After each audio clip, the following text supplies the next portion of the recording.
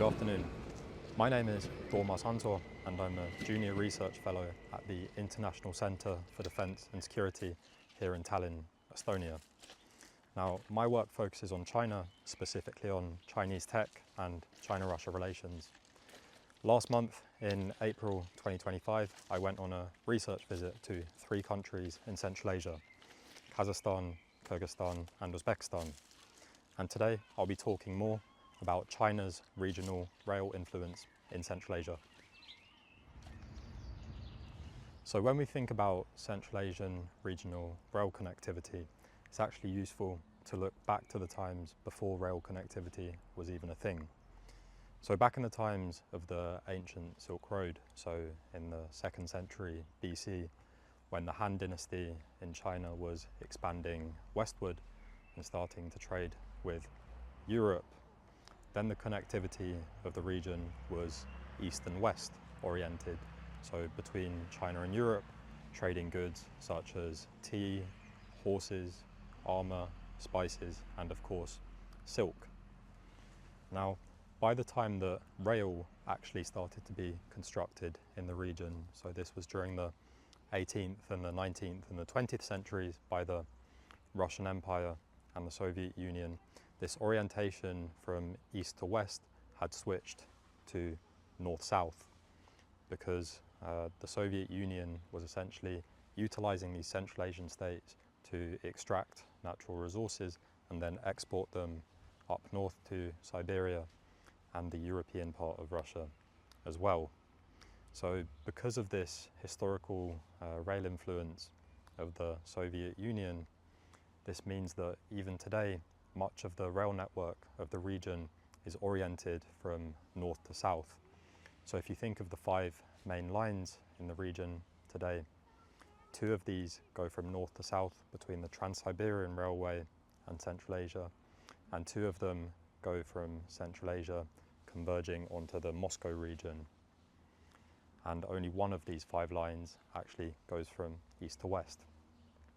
Now, what have we seen since the fall of the Soviet Union and since the independence of these states? Well, we've seen a reorientation of rail connectivity from north to south to east to west again, in parallel actually to the ancient Silk Road. So nowadays the Central Asian heartlands, they're acting as a corridor between the East China and the West Europe, as well as other important regional players such as Turkey and Iran. And we've really seen over the past decades this build-up of rail capacity going from east to west, and of course important changes on the borders of these countries. For example, on the China-Kazakhstan border, there is now a 3rd railway border point being built.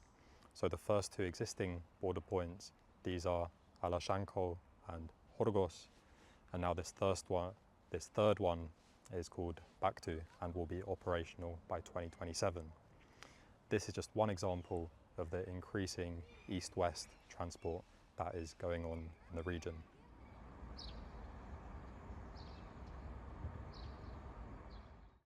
So when we think about this legacy rail infrastructure in the region, this was mostly built up by Russia and the Soviet Union.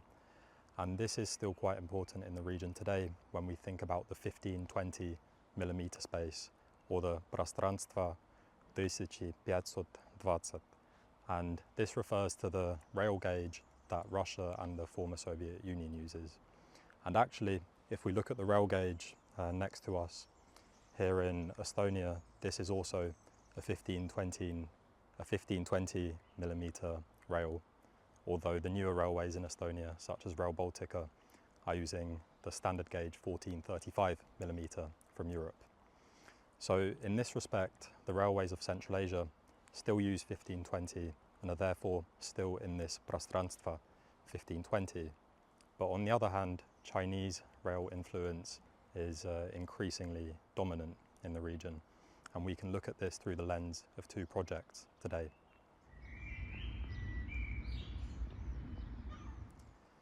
So when we think about increasing Chinese rail dominance in the region, we can think about a Chinese proverb. 要相扶先修路. So this means if you want to get rich, first build a road. And this is the approach that China has taken to various projects around the world, and this also applies to China's railway projects in Central Asia. So the first of these projects, which are significant in recent years, is the CRK International Logistics Corridor. So this is China, Russia and Kazakhstan. Now this route is specifically linked to Russia's full-scale invasion of Ukraine, which has meant that Russia has rerouted much of its trade with Europe to China and Asia in general. So although this process actually started back in 2012 with Russia's pivot to the east, it's now accelerated and heightened following 2022. And if we look at Russia's trade balance with China now, Russia-China trade actually makes up over 1/3 of Russia's total trade. And some of this goes by ship, but the most of it goes by railway. So some of this goes through China's and Russia's own eastern border in historical Outer Manchuria, so through the Dongbei region of China, but an increasing amount of it actually flows between China and Russia via Kazakhstan. So within the realm of this project, China, Russia and Kazakhstan have jointly invested into this international logistics corridor, first into a logistics hub in Selyatino, nearby to Moscow, but also jointly investing in logistics centres both in Kazakhstan and in China. Now this shows Chinese-Russian cooperation in Kazakhstan, but there's a flip side to this. China is also increasing its rail dominance without the presence of Russia in the region. And one very good example of this is the CKU railway, or the China-Kyrgyzstan-Uzbekistan railway. Now this project was actually first talked about by China in 1997, but it was fully actually started to be realized in 2024, with construction beginning in early 2025 this year. So in my view, the change that has taken place here, almost 30 years since the initial announcement of the project, is that the power balance within the China-Russia relationship has changed. So if we think back to the times of the PRC Soviet Union relationship, the Soviet Union was the senior partner and China was the junior partner. But what we've seen since the fall of the Soviet Union and over the past 30 years is this relationship changing, where Beijing is now the senior partner in the relationship. This is quite obvious if you compare China's nominal GDP of 18 trillion US dollars to Russia's nominal GDP of 2 trillion US dollars, so a ninth of the size of China. So what this means today is that China has finally been able to push through this project which Russia has been against for such a long time. And in my view, this was directly facilitated by Russia's full-scale invasion of Ukraine. So it's no coincidence that this project, which was delayed for so long, finally took place following this strategic blunder by Russia. And what does this mean today? Well, aside from China increasing its rail connectivity power in the region over Russia and establishing direct links between Xinjiang and the countries of Kyrgyzstan and Uzbekistan, it's also related to this 15-20 millimeter space that I already talked about. So China was hoping that the whole route could be in its own 14-35 millimeter standard gauge, whereas Russia doesn't want to let China's standard gauge into the region. This would be an attack, or not an attack, but at least some kind of invasion of China's gauge into Russia's 15-20 millimeter space. But what we've actually seen is that on this China-Kyrgyzstan-Uzbekistan railway project, the railway enters Kyrgyzstan on 14-35 millimeters. Within Kyrgyzstan at Makmal, there's a change from 14-35 to 15-20, and then the railway continues via Kyrgyzstan into Uzbekistan on 15-20. But it's quite interesting. This is perhaps a historical first, that China has been able to push its own 14-35 rail gauge into Russia's 15-20 millimeter rail gauge region, showing this shifting regional power balance.